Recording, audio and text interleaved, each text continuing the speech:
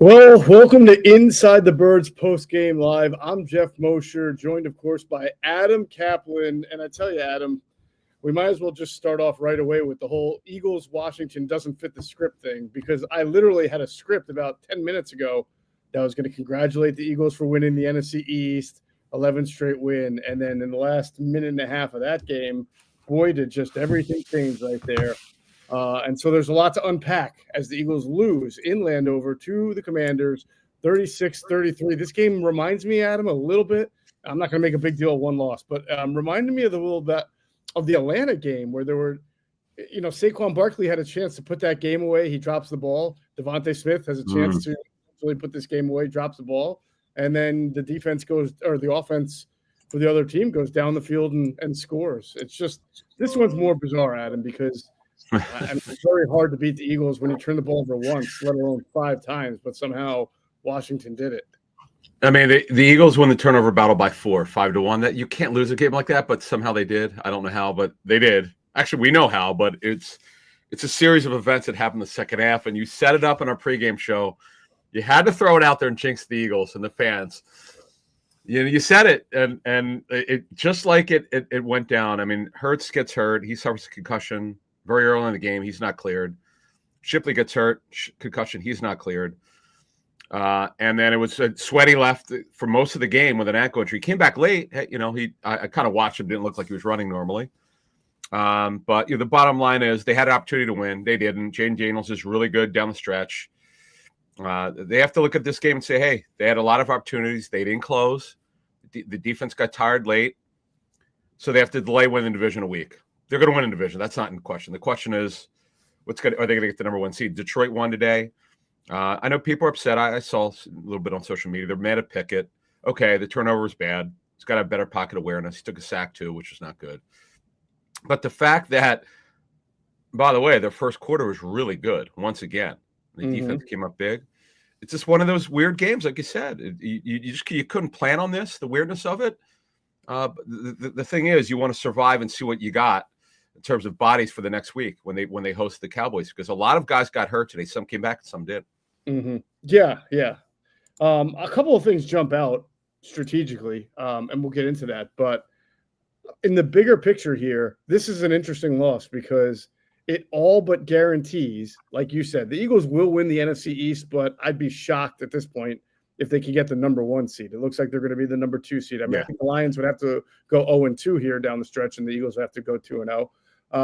But then more importantly than that, if the Eagles get the 2 seed, the way things are lined up, they're welcoming Washington, right? The way things are right now, I think, as the 7th seed. So it'll be a third time around and a really interesting game. And obviously, you imagine Jalen Hurts will be able to play that game. But I just, this Washington team, again, it just never fits the script. So if they have to play for a third time in the playoffs, the Commanders know what this Eagles team's about, and they know that they've beaten them.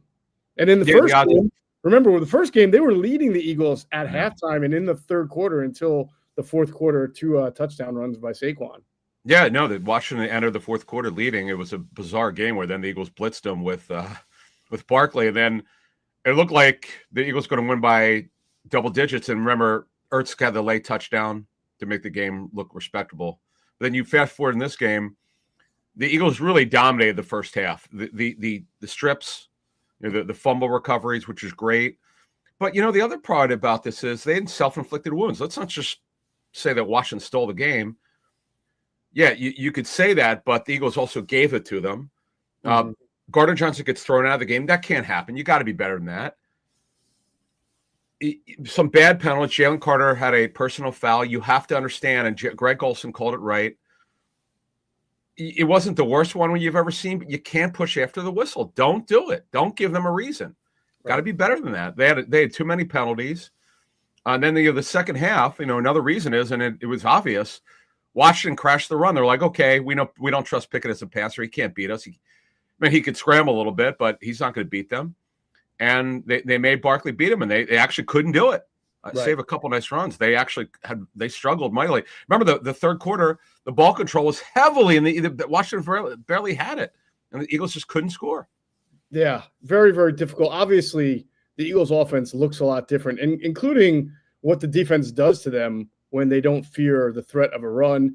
I'm not going to sit here and say Kenny Pickett played well at all. He did not.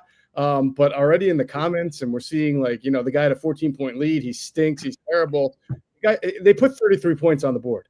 You can't absolve the defense, and you also cannot absolve the fact that Devontae Smith dropped a wide open ball that could have completely changed how the outcome of this game was. And the fact that it's the first time Kenny Pickett, it's week 16. It's the first time he's been in the game really meaningfully all year long. I don't know what anybody's expecting. He's not going to magically be any better than he was overnight, but he could theoretically not be as good as you want him to be when he hasn't played all year long. So to me, I'm neutral on Kenny Pickett. I don't think he played well. I think he made a couple of nice throws, but he took some sacks. But again, this is more about the Eagles offense and not really being able to run what it wants to run when Jalen Hurts isn't in the game. And then a defense, Adam, as we talk about this, if there's one weakness, we've always looked, where's the weakness in the Eagles defense, right? And we've had trouble finding all year a real weakness. But red zone defense has been a weakness. I made the joke to you when CJ Gardner-Johnson got kicked out of the game that their red zone defense would get better because you saw him get picked on again on the first Jameis. I think it was the Jamison Crowder touchdown. Yeah. But lo and behold, there would be an OZ touchdown and another. Unbelievable. I couldn't believe it. That's the Zacchaeus of all people. He also had a bad drop. Yeah, and that was on a blown coverage, but he still you can't. Yeah, it was bad, right? But he should have had it. I mean, Zacchaeus dropped one, but he had 2 touchdowns. Of all people, Jamison Crowder comes off IR last week, has 2 touchdowns, and the another part before we get deep into the woods here, or the weeds, as they say. Boy, their special teams coverage on kickoffs was terrible today. I don't know what. I know that. They had a couple guys hurt, but man, that was as bad today. The coverage from kickoffs. It was really bad. I'm going to be interested to hear. Well, Shipley went out with a concussion, so we'll have to see if he's able to do his diary with Andrew this week. Yeah. But he said he thought that there was going to be. He noted in Andrew's rookie diary this week that Washington likes to return the kick and they like to do some things, and certainly they did have a good day from a special team standpoint. So before we really get into it, I want your big picture. I already know. I can see a lot of these comments. They're going to lose to Dallas. No. My panic meter is not even moved. I mean, they lost a game. What do I always say? Every time you win in a long streak, you're just closer to your next loss, and it's usually going to be kind of fluky. And this one was a little bit fluky. So my panic meter is I don't have one. I think the Eagles are fine going forward. Unless Hurts can't play next Sunday against the Cowboys. That would concern me. And by the way, Kenny Pickett, they talked about on the broadcast, either hurt his chest or his shoulder. We don't know. He wasn't listed with anything, but he clearly looked like he was hampered. Mm-hmm. Hung in there, but the big picture is this. They're a really good football team. They're really well coached. They had won a series of games, okay? They won a lot of games in a row. But let's not forget that. This is a really good football team. We'll call panic when I think you need to panic when you're concerned. I mean, winning 10 in a row is really difficult. Which, by the way, beat the 2017 season winning streak, I believe, which was 9. Yeah. So they're really good. This is a tough loss. Could have gone either way. By the way, they led most of the game. Let's not forget about that. It's just another one of these weird games against Washington. You get 5 turnovers, you still lose. That's going to smart. You have a right to be pissed off. I'd be pissed off if I worked for the Eagles. I'd be like, how the hell did we lose with 5? We're +4 like that. It's impossible, right? It's very, very hard. I think it's only been done twice this year, right? Jared Goff had the 5 interception game and they won, and this one only 2 times this year. And I bet if you broaden the lens, it's very few times over the last 10 years that you could say that that's happened. It's amazing it's happened twice in 1 year. You could make it up. But so I would say this. Pickett's got to be better. The aware. Let's start with offense, right? Mm-hmm. Pickett's got to be. He's just got to be more of aware. That interception was terrible. Then he actually got 3 sacks. He got sacked 3 times. One of them was so bad. Yeah. The pocket's starting to collapse. Get rid of the football. I understand, as you said earlier, he hasn't played this year. I get that. But he's been in the league long enough. You have to have better awareness. Get rid of the football. Right. So that was not good. But the penalties. Yeah, you're talking about the one where he sort of sacked himself, right? It was by the guy I'd never heard of was Jared Holmes. And there was no individual pressure. He just sort of climbed to the pocket, but didn't keep his eyes down the field. He climbed to the pocket and went right into the pressure. He did. He walked right into it. It was around him, but not in the middle, and then he walked right into it. Yeah, so that's well said there. So they missed some chips. The offensive line had some. I think Pickett probably missed some of the blitzers or the rush coming. He needed to call out before the snap, but it was kind of troubling. Again, if Pickett has to play next Sunday, Mike Zimmer will know this. You're going to crash the run with him and Paul Gunther. Paul Gunther has a lot to say with the front looks, and that it's coming. They're going to look to crash the run. So Hurts changes everything, man. He really does with his arm and with his legs. And you play him and the Eagles offense differently. And you saw the results were not good. You saw the way that they were able to shut down Barkley for the most part. I mean, it was kind of ugly in the second half. Oh yeah, I mean, how often do the Eagles see 8 or 9 guys in the box? Just completely teeing off on the running back. I mean, Saquon must have felt like he was wearing Giants colors again. Exactly. Oh, you had to say that. By the way, how bad are the Giants? Can I give you for by some miracle that Week 18 game means something? The Giants are so bleeping inept. They gave up 34 straight points. They actually scored the first 7 points. Congratulations to Michael Penix. Yeah, I mean, he got his first win, but man, that's bad. But yeah, so offensively, the Smitty drop was ridiculously bad. Who's got, by the way, some of the best hands in the National Football League. He just, hopefully he doesn't beat himself up too bad. It's just a bad drop. It happens to the best of them. Yeah, AJ had a drop too. I mean, maybe I don't think it was a bad ball. It was really it was the third down. I mean, he caught it at the marker and he was kind of went to his knees and he dropped it. He usually catches that ball. Those are 2 big plays to me that stand out in the fourth quarter that made the Eagles have to give the ball back to Washington. And Barkley had the drop. You notice his hands were kind of weird. I don't know if they were. It didn't look like they were correct the way that he tried to catch that football. He's got to catch that football. It's in his hands. I don't care how wobbly it was. You got to catch that football. I agree. And maybe obviously it's very cold, so I think that in general guys move a little slower. They're not as crisp. You could tell. I felt like every long throw except for maybe the Daniels one 50 yards to who was it? Diami Brown from out of his own end zone. Yeah, that was a really nice throw. But I thought that a lot of the kicks, even though Jake Elliott made his. By the way, you asked me a couple weeks ago. Am I losing faith in Jake Elliott? I said no, and he really responded today.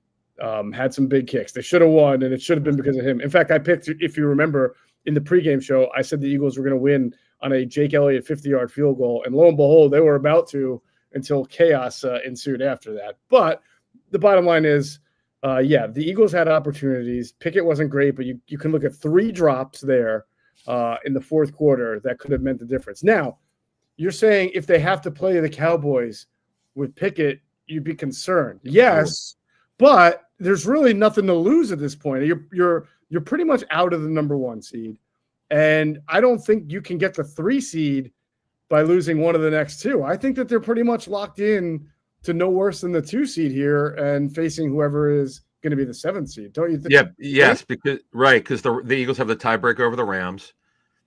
Yeah, who won today, but they're still you're right. They cannot. They're locked in as the 2 seed. I think pretty much Detroit won. Yeah, because Tampa cannot reach the Eagles because the Eagles, there are only 2 games left and they're 4 back now, so they're done. Right.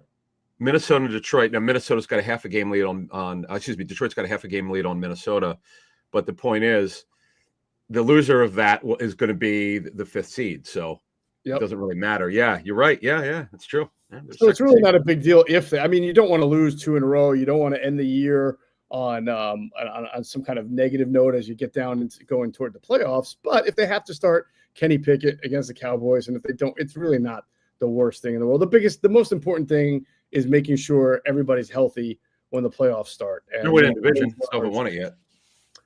Yeah, that's true. But you said a miracle thing. You said it at the top of the show. They're going to win the division. They're going to win a division. I know. Yeah. But so offensively, look, Hurts gets hurt early. Not that people didn't know the value of Hurts, but you saw it. Yeah. You got a starter, then a backup. The backup, it was up and down, more down than up. Then I'll say this: so Pickett made a couple throws late. And I was like, oh, okay, wow. Yeah, and then the one to Devontae, ooh. which it kind of could have sealed it. But look, the bottom line is offensively, as you said, they still put up a ton of points. The defense really played well for a majority of the game, but let's get over to that point. I thought they got gassed. I don't know about you, but I thought they were out of breath. I just thought fourth quarter. It's interesting because the Eagles possessed the ball in the third in a big way. Then in the fourth quarter, Washington went off, scoring 22 points. That's a good point. Did they get gassed or did they sort of get a taste of their own medicine? And I say that because this is what it's like to have to face Jalen Hurts on a weekly basis where you do everything right, but then he busts a run. And, Jaden Daniels, the big play for them was that 4th and 11 run that he was able to convert, right? And that was a play where the Eagles, it's not necessarily like they did anything wrong. They were playing defense and he broke one. And if you really count all of Washington's big play, there was the 50-yarder out of the end zone. There was the nice touchdown to McLaurin. And then again, the red zone is where I think you could say, hey, they really need to clean some things up here in the red zone. But other than that, I think defensively they were pretty good. I just think when you're facing this guy, Jaden Daniels, you can run around and make things happen. It's rough. But I will say, I do think you might be right because there were a couple of runs by McNichols and Rodriguez. Yes. Later in the game that you don't usually see the Eagles give that up like that. Yeah, it's such a weird game. The Eagles still outpossess them in a major way, 36-18 to 23-4-2. So you'd say, wow, they dominated time possession. They did technically. Technically, the third quarter, they put the stat up in the game. What did they Washington have it for 45 seconds or something? Right. But, fourth quarter, it seems like Washington had it the entire time or most of the time. But look, it doesn't change my mind at all about this football team. They're really, really good. They're one of the best teams in the National Football League. Mm-hmm. They're right there with Detroit. There's no question about it. They were bound to lose at some point. I get it. You hate the way that they lost if you're an Eagles fan. And I would say 99.9% of the people watching are Eagles fans. Mm-hmm. You don't want to make excuses at all. Okay, look, they blew the game. But it wasn't like they got blown out or they were up by 3 touchdowns and they lost. It was a weird game. Look, you were without their starting quarterback for almost the entire game, and look what happened. Come on. Right. Game was tight. And Washington can be an annoying team to play, as I've seen them now a couple of times, because they really – especially against the Eagles, they kind of play scared, to be honest with you. I mean, their whole offense was try to run a little bit with the running back, try to run with the quarterback, throw some how many swing passes did they throw? 5 or 6 slants, 5 or 6 swing passes. They really only put the ball deep 3 or 4 times. And as you're looking in the fourth quarter, they get the ball back with about 11 minutes to go. This is before the Zacchaeus 49-yard touchdown, right? So they were behind in the game. They got a 3rd and 5 slant to Robinson, and then 4 plays later is really just a busted coverage. You saw Slay was hurt, right? But then he was trying to go back in the game. Then he was running off, and then everybody was confused and discombobulated. Next thing you know, you get a touchdown that gives Washington the lead, but then the Eagles come back at the field goal, and then Washington gets the ball. They throw the interception, and I thought it was over from there. I really thought once Blankenship returns it and they get the ball back, then it was over. They have to settle for a field goal again. And then you look at the last drive by Washington. What was their biggest play? Zacchaeus 7, then Robinson for 5. Then they get a couple of nice ones to McLaurin, 10 and 7 yards. There was nothing backbreaking, you know what I'm saying? Until Jaden Daniels hits Crowder there for 9 yards in the red zone. It was very, I don't know, it was very workmanlike, I guess, by Washington. So it's again, I don't look and sit here and panic about the Eagles defense because of that. I guess you tip your cap to Washington a little bit. They made some important plays, and you just got to clean up the red zone. By the way, if Smitty makes that catch on 3rd and 5, it's first down, right? You got a new set of downs. Could be a touchdown depending on him shaking. Yeah, true. He was wide open on that. Yeah, I mean, he had space, so that actually could have iced the game away because Washington had 1 timeout left, or 1 or 2, mm-hmm. and that could have really sold this thing away. Because as a matter of fact, there was 2:07 when the ball hit the ground. Had he caught it, obviously they would have taken it down in 2 minutes. They almost certain. It was pretty certain they would have won the game had Smitty caught that, but it happens. Right. It was again, as you set up on a pregame show. One of the I don't know what it is about Washington and the Eagles. The first game was bizarre. How the Eagles were losing heading into the fourth quarter, and then they went off. And they go up big, and then Washington scores late. They made the game closer than it really was. And then this game, the Eagles are dominating, getting turnovers. Hurts leaves. They're still hanging in there. Pickett makes some really good throws early, by the way. He really did. Yeah, some decent throws. Yeah. And it looks like they're going to cruise here. Washington turns the ball over 5 times. Again, strange things happen. You mentioned the Blankenship pick. You have to think that the game's over. For everything that happened, they dominate the third quarter, time and possession. Washington can't do anything offensively. You think, oh, the Eagles are going to win this, just like we thought.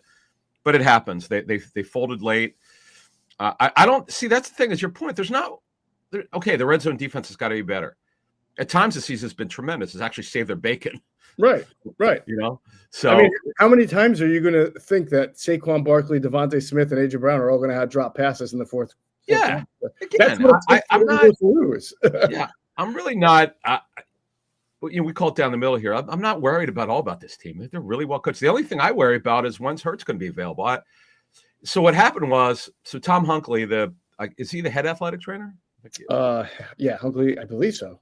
I think so, yeah. So I know he was here, then he went to Minnesota, and he's back. Anyway, so you saw him, if you're watching on the sideline, Hurts put his helmet on. He felt he can go back in, and he said, wait, because someone stopped him. And it's usually not good when they send you back to the locker room. Right. Because if they think if you're in the protocol, you're not coming back. Yep. So they won't let you on the sideline. Even if you feel great, it's like you have to watch the game in the locker room. And then Shipley got lost on special teams. He also could have returned kicks. And then Slay, I'll tell you what, give Slay credit for his toughness. I thought he played great today. Oh, yeah. He gave up one pass, but otherwise was great. Yeah. It's great. And that play that he made late, man, was great. And, you saw him. He was on the sidelines. Rodgers came in. And then because we don't know. He's had a bunch of ankle and foot and leg injuries this year. We don't know what this one is. Mm-hmm. But he almost put his helmet on the sideline as he wants to come back in. Good. Because I was like, wait, are they playing dime? What is going on? And then we saw that Slay was not in. So we'll see on Wednesday. The first injury report is Wednesday for the Cowboys game. This is how crazy. This never happened because of the Christmas games. The injury reports for the teams on Wednesday just came out. Crazy. Right. Crazy. Oh, man. Yeah. By the way, Zach Blount, I thought, played fairly well, even in big play late. Diami Brown was really impressive, to get over there. Was it Brown that he caused the fumble on or the strip on? That was, yes, Diami Brown. Yes. Yeah. Yes. Yeah. Mm-hmm. Yeah. So not all right. So with the offensive line, I do want to talk about that. They were facing. I know a lot of people are going to say the offensive line isn't that good and they're not as good when Hurts isn't back there. They were facing more players to block than they had at many times. So that's really not on the offensive line. But I do think earlier in the game, there were times where they just looked a little sloppy. So that surprised me a little bit. It looked like they struggled to pick up on a 4-man rush that might have been a sim pressure. Who was the guy who was coming, who was dropping.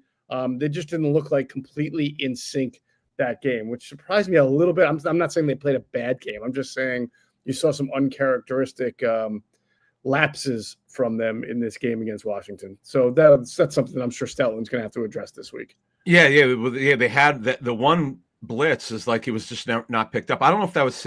We talked to Greg Cosell tomorrow night for Patreon. For our Patreon members, patreon.com/InsideTheBirds. They'll ask the questions, but if they don't ask it, we're going to ask it. We'll ask Greg Cosell tomorrow night. What any issues with the offensive line? Greg, like Greg said with Lane Johnson. Okay, look, he gave up a couple pressures last week to the great TJ. Wow, that's going to happen. But there were some protection issues today. We'll have to find out. Now, did Pickett help that? That's the question. Did he not see it? We'll have to find out. Yeah.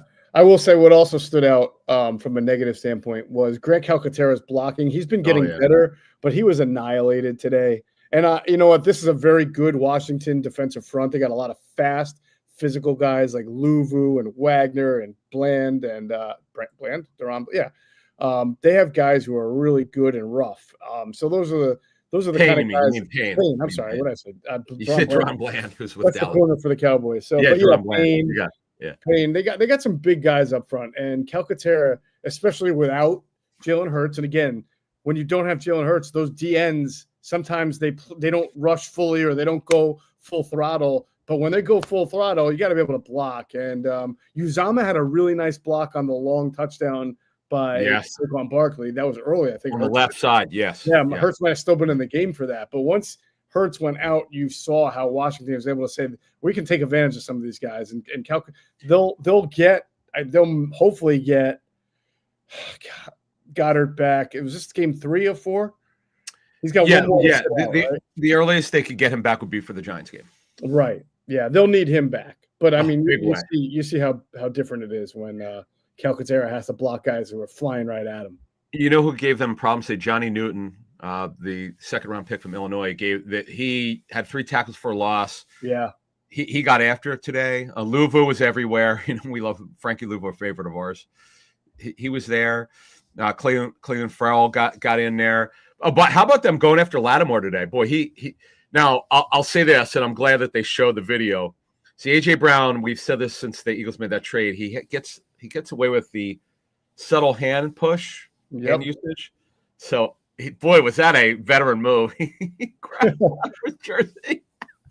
You know what's funny? I agree with you. I think that was a proactive move by Marshawn Lattimore, and he knew right that Hurts was going to put his hand right down there because Hurts has that late hands that we always saw, the late hands on a catch, but also the late push off, and he was trying to defend against that. Those guys have gone against each other a couple of times. Do you know his penalty yards was the most in a game this year?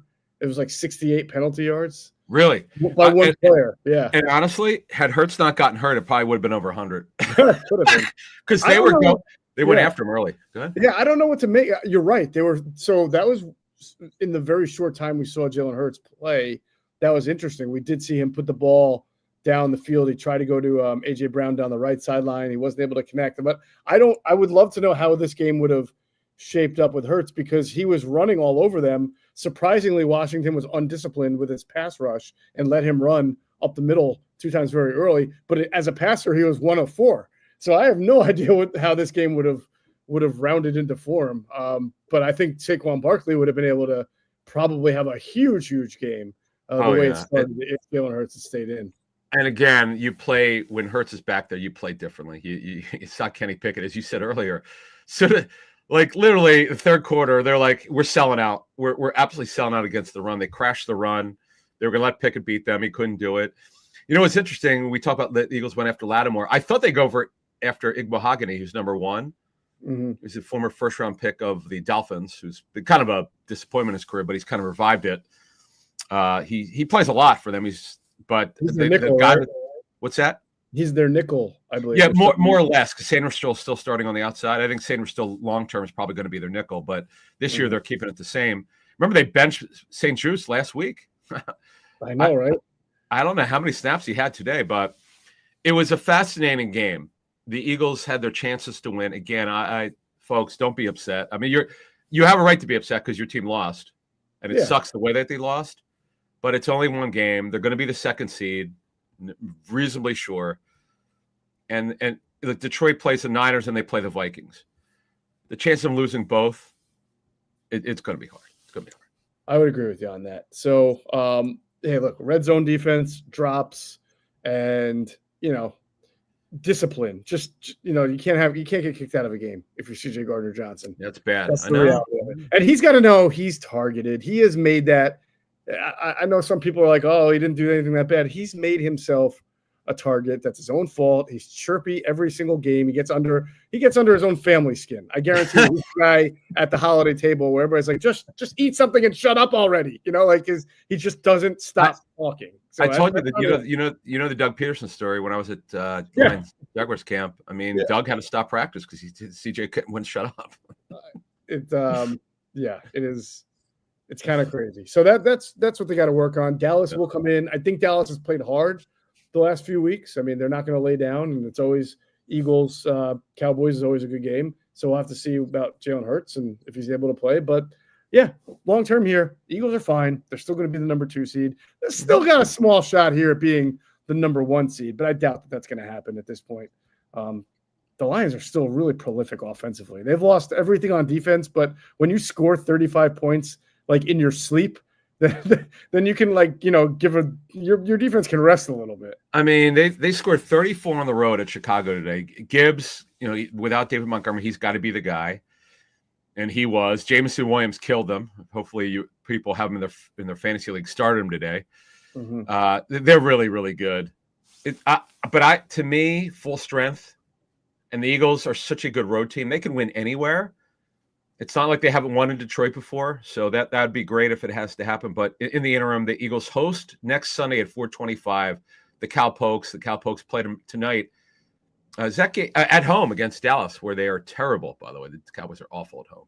Wait, who do they play? You said they played Dallas. You mean they play? Yeah, the Bucks are at Dallas tonight. Yeah, Bucks, right. Bucks at Dallas. Yeah, no, that'll be an interesting game. Yeah. Cowboys are next week is interesting because the Lions game is the Monday night game.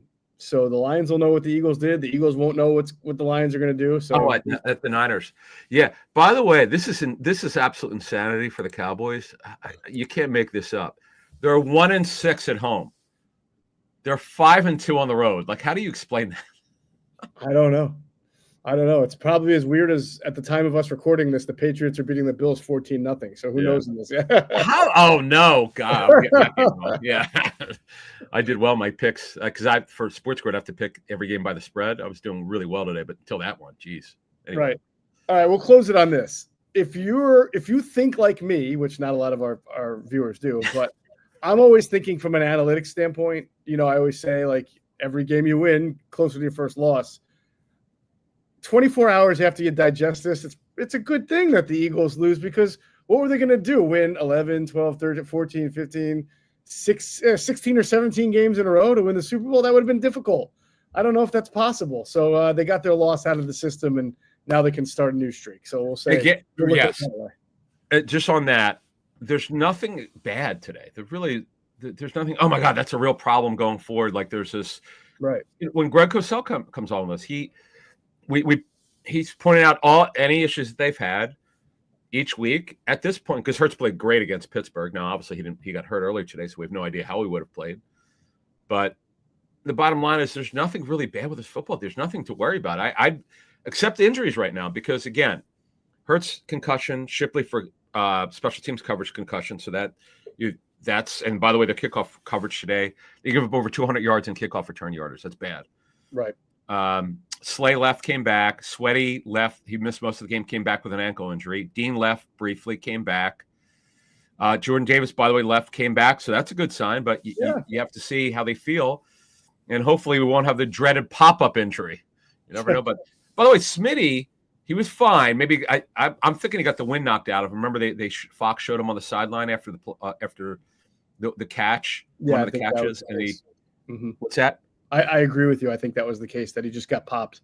Yeah, it looked like he got popped. He's on one knee, and then he popped up. Yep. So we'll see. But again, folks, nothing to worry about here. Really, there's nothing. Yep.